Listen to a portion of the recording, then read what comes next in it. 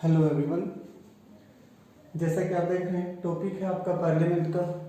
ये टॉपिक सैनिक school, army school, target classes 6th class से 8th क्लास तक, एनटीएससी क्लासेस 9th 10th के लिए और कॉम्पिटिटिव एग्जाम, इन सब के लिए बड़ा ही इंपॉर्टेंट टॉपिक है। तो टॉपिक स्टार्ट करते हैं। जैसा आप देख रहे हैं टॉपिक पार्लियामेंट है। हिंदी में क्या कहते हैं? संसद। हिंदी में क्या कहते हैं? संसद। तो यहाँ पे पहले क्वेश्चन बनता है कि आपकी जो पार्लियामेंट यानी संसद है वो आपकी कॉन्स्टिट्यूशन के किस पार्ट में है, किस आर्टिकल में है? तो आर्टिकल है आपका 79। ठीक है। अब सेकंड क्वेश्चन यहाँ पे बनता है कि आपका जो पार्लियामेंट है उसके जो मेंबर्स होते हैं, members of the parliament, parliament के जो सदस्य होते हैं उन्हें, यानी पार्लियामेंट के जो सदस्य होते हैं उन्हें क्या कहते हैं? एमपी। क्या कहते हैं? एमपी। हिंदी में क्या कहते हैं? सांसद। हिंदी में क्या कहते हैं? सांसद। ठीक है। छोटी क्लासेस में डेफिनेशन पूछ लेते हैं, तो डेफिनेशन देखें। डेफिनेशन है it is a constitutional, it is a constitutional and law making body, law making body, it is a constitutional and a law making body। यह एक संवैधानिक संस्था है। इसका काम क्या है? लॉ मेकिंग, कानून बनाना। ठीक है। अब सेकंड टॉपिक आता है आपका ऑर्गन्स ऑफ द पार्लियामेंट,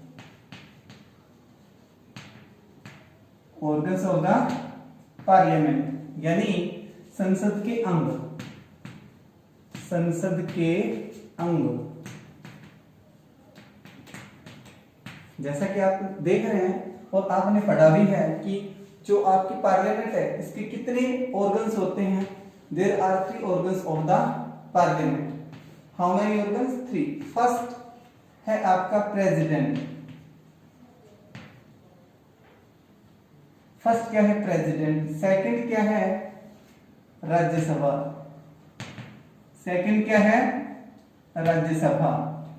और थर्ड क्या है? लोकसभा। थर्ड क्या है? लोकसभा।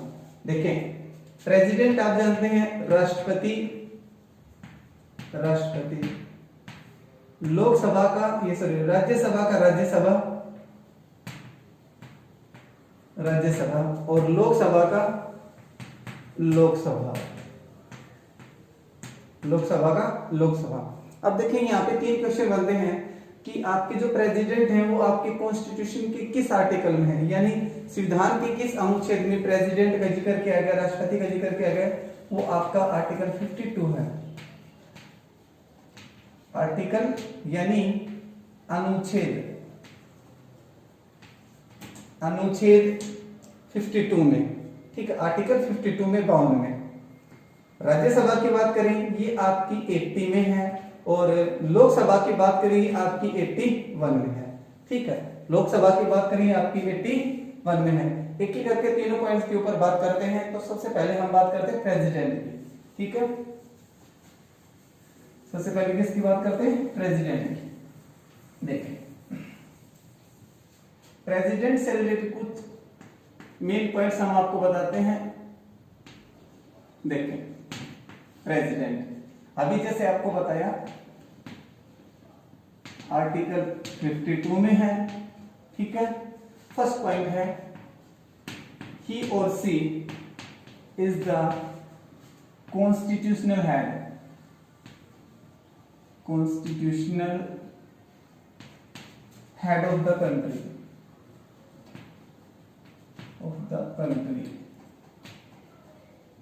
यानी आपकी जो प्रेसिडेंट हैं वो देश के संवैधानिक प्रमुख हैं। क्या है? संवैधानिक प्रमुख, संवैधानिक प्रमुख हैं। ठीक है। वो मेल फीमेल दोनों हो सकते हैं, कोई भी हो सकता है। ठीक है। और आप जानते हैं कॉन्स्टिट्यूशनल हेड है तो आप जानते हैं क्या हो गया? India is a Republic,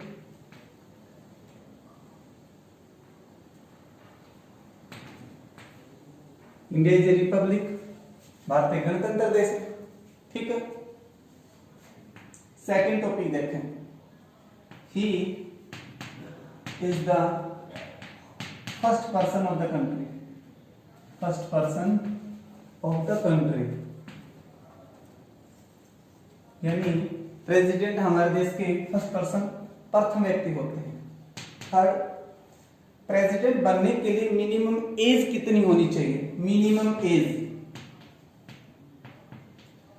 minimum age यानी न्यूनतम आयु कितनी होनी चाहिए? 35 ईयर्स।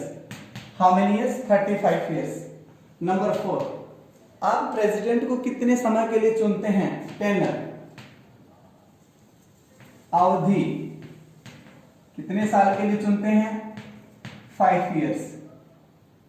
कितने साल के लिए चुनते हैं? 5 साल के लिए चुनाव करते हैं। ठीक है। प्रेसिडेंट कैसे बनेगा उसके लिए एक प्रोसेस होती है, प्रोसेस होती है, एक प्रक्रिया होती है। इस प्रक्रिया को क्या कहते हैं? Electoral college, electoral college. इस प्रक्रिया का नाम क्या है? इलेक्टोरल कॉलेज, यानी निर्वाचक मंडल। इस प्रोसेस के माध्यम से आप क्या कर सकते हैं? अपने देश के प्रेसिडेंट का चुनाव कर सकते हैं। ठीक है। अब इस प्रोसेस के अंदर शामिल कौन कौन लोग होते हैं जो इसमें पार्टिसिपेट कर सकते हैं? तो देखें, elected members, elected MPs of both houses, both houses, यानी जो इलेक्टेड निर्वाचित सदस्य हैं, सांसद हैं दोनों हाउसेज के। कौन कौन से? दोनों हाउस, राज्यसभा एंड लोकसभा, इन दोनों के सदस्य। इसके अलावा MLA, MLA member of legislative assembly, यानी विधानसभा के सदस्य of the states, of the states. इसके अलावा यूटीज, यूटीज यूनियन टेरिटरीज, केंद्र शासित प्रदेश। यहाँ पर सिर्फ 2 केंद्र शासित प्रदेश हैं जिसमें भारत के राष्ट्रपति के चुनाव के दौरान 2 केंद्र शासित प्रदेश हैं जो पार्टिसिपेट कर सकते हैं, दिल्ली एंड पुदुचेरी, दिल्ली एंड पुदुचेरी, यानी दिल्ली और पुदुचेरी ही ऐसे 2 केंद्र शासित प्रदेश हैं जो राष्ट्रपति के चुनाव की जो प्रक्रिया है उसमें भाग ले सकते हैं। क्यों ले सकते हैं वो भी आपको पता होना चाहिए। क्यों ले सकते हैं? क्योंकि दिल्ली और पुदुचेरी ऐसे तो यूनियन टेरिटरीज हैं जहां पर क्या है? विधानसभा भी है। ठीक है। इस वजह से, और विधानसभा के सदस्य क्या कर सकते हैं? एमएलए क्या कर सकते हैं? इलेक्टोरल प्रोसेस में पार्टिसिपेट कर सकते हैं। ठीक है। नंबर 7 पॉइंट देखें,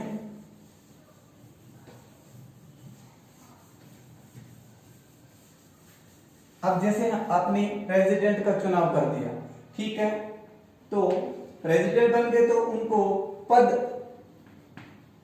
की शपथ दिलाई जाएगी। आपने देखा होगा कि जो भी चुने जाते हैं प्रमुख, उनको पद और उसकी गोपनीयता की शपथ दी जाती है। तो भारत के जो राष्ट्रपति उनको पद और गोपनीयता की शपथ कौन देते हैं? चीफ जस्टिस ऑफ इंडिया,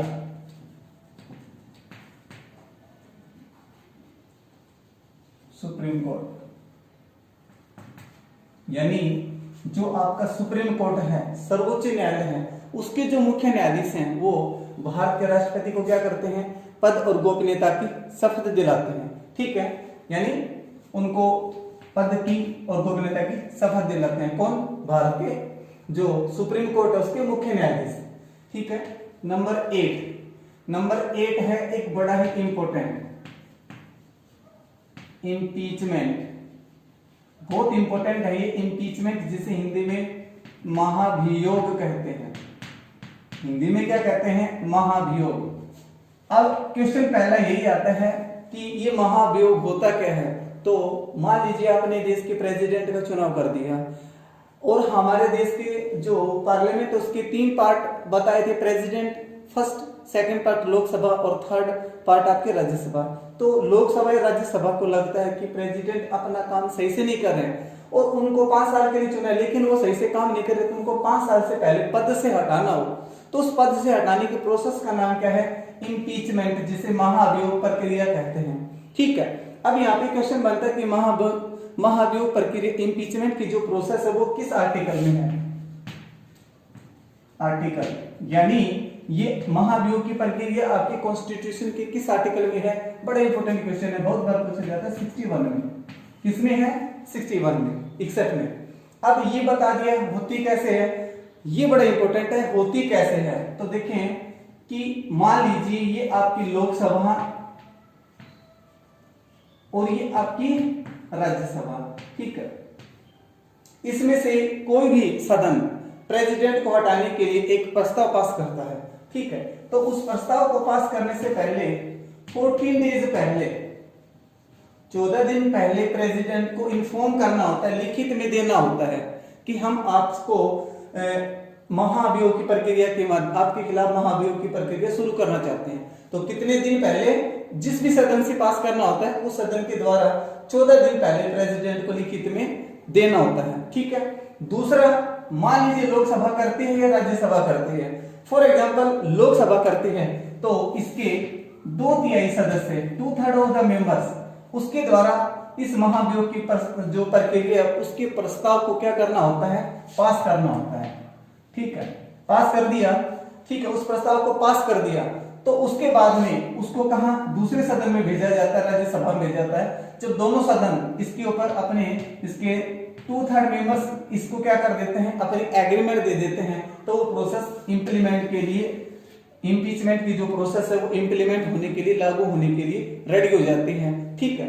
अब एक क्वेश्चन यहाँ पे आता है आपका कि भारत के किसी भी प्रेसिडेंट के अगेंस्ट क्या कभी इम्पीचमेंट महाभियोग की प्रक्रिया शुरू हुई है?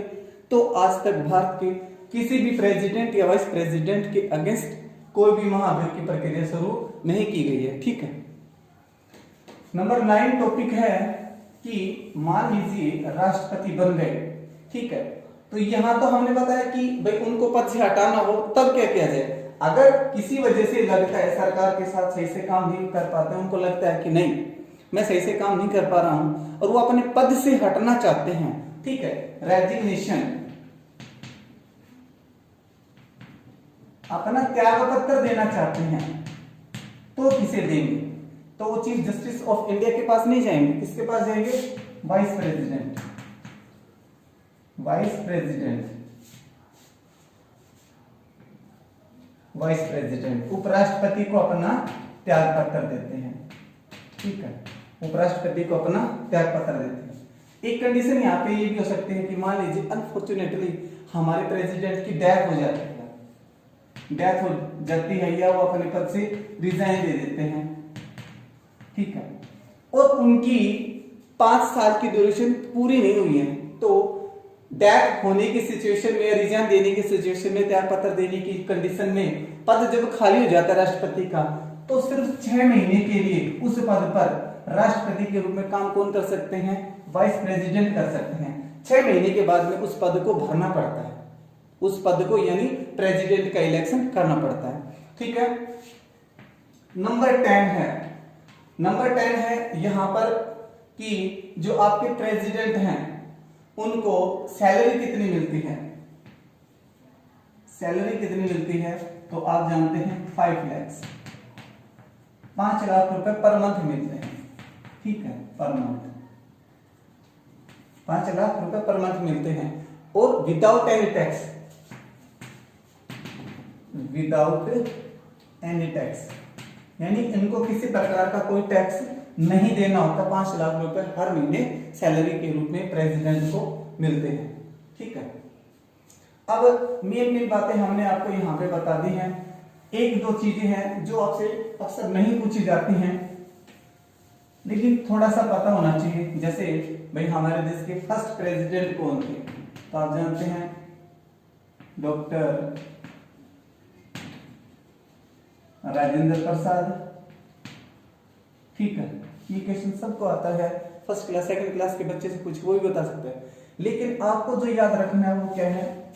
कब बने थे? 1950 से 1962 तक बने थे, लगातार 2 ड्यूरेशन, ठीक है, 2 ड्यूरेशन तक, ठीक है। अब यहां पे आता है एट प्रेजेंट कौन है। एट प्रेजेंट कौन है आप जानते हैं,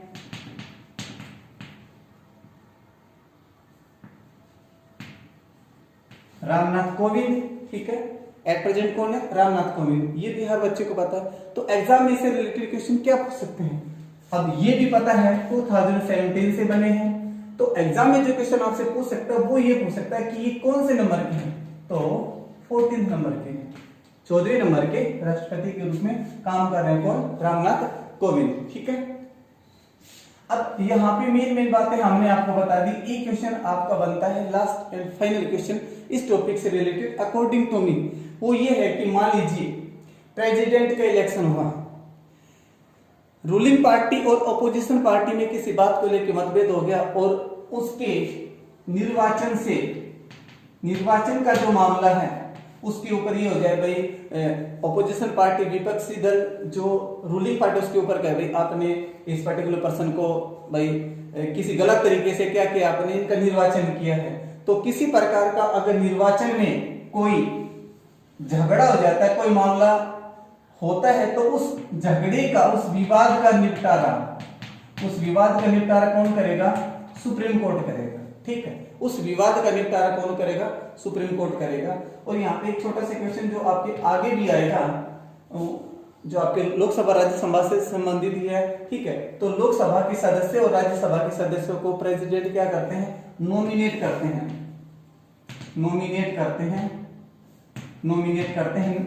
ठीक है, मनोनीत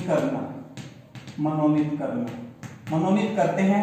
ठीक है, तो लोकसभा के 2 मेंबर हैं, राज्यसभा के 12 मेंबर हैं। ठीक है, लोकसभा के कितने मेंबर हैं, 2 मेंबर हैं, राज्यसभा के कितने, 12 मेंबर हैं। ये कौन कौन से, ये आपको जो लोकसभा राज्यसभा का जो टॉपिक होगा उसमें करवाएंगे। उम्मीद करता हूं टॉपिक आपको नॉलेजफुल लगा होगा, बहुत सी जानकारी आपको मिली होगी।